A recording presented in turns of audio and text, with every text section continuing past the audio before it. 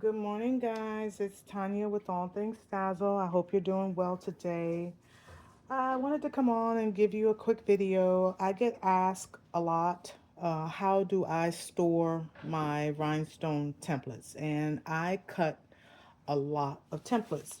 And so I used to store my templates, again, on the backing of the paper that the flock material comes on. Um, but then I decided I wanted them to be more sturdy, and I didn't like having to have to pull them off of the mat, excuse me, off of the paper, and place them on whatever I was going to be, whatever surface I was using. That just tend to weaken the adhesive on the back of the flock, and also all of that extra stretching, could stretch your holes and such. And so I decided to start using some plastic cutting mats, and I still use plastic cutting mats, but I have changed which plastic cutting mats I use. But I will show you the ones that I was using previously. I was getting from the Dollar Tree. Okay, and these are the ones that you could get at the Dollar Tree. They come two a pack. They are 11 inches by 14 inches. Okay, so a pretty decent size for if you're cutting a large template. And I would use these, and they worked just fine. But the Dollar Tree has since changed this material, at least for the ones that are in the Dollar Tree here by me. I live in North Carolina.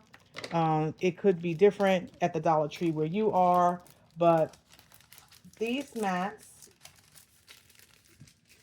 used to come kind of frosted, as you can see, kind of frosted on one side. Okay. Well, they used to come, excuse me, they were frosted, and they were frosted on both sides of the mat. Okay.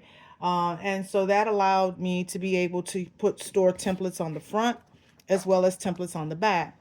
But they have changed, and I hope you can see that. See how it's more shiny? Okay, so it's a more of a shiny, smoother surface on the back side of the cutting mat than it is this frosted on the front. And what happens, or what I find is happening when I try to store my templates on the back side of these newer mats,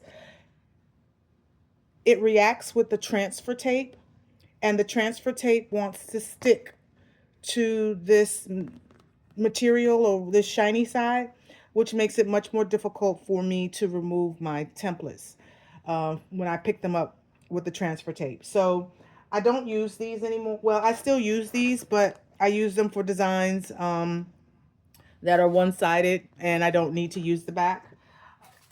What I found is a very similar mat. Okay, this one is a little bit larger. I think this one was 16, maybe 16 by, I can't remember now, but it's a larger mat.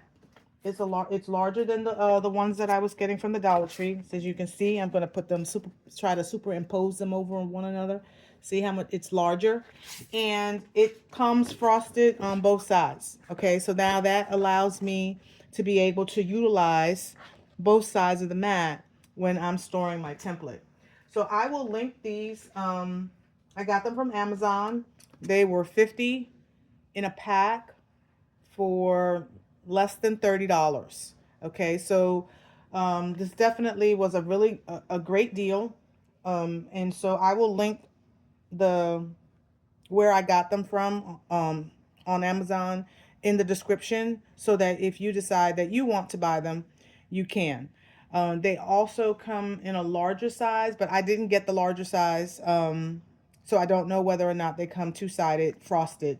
But these certainly do, and they work perfectly fine. They're, like I said, 16 inches wide, probably 17 inches long. I think it's 16 inches wide, 17 inches long.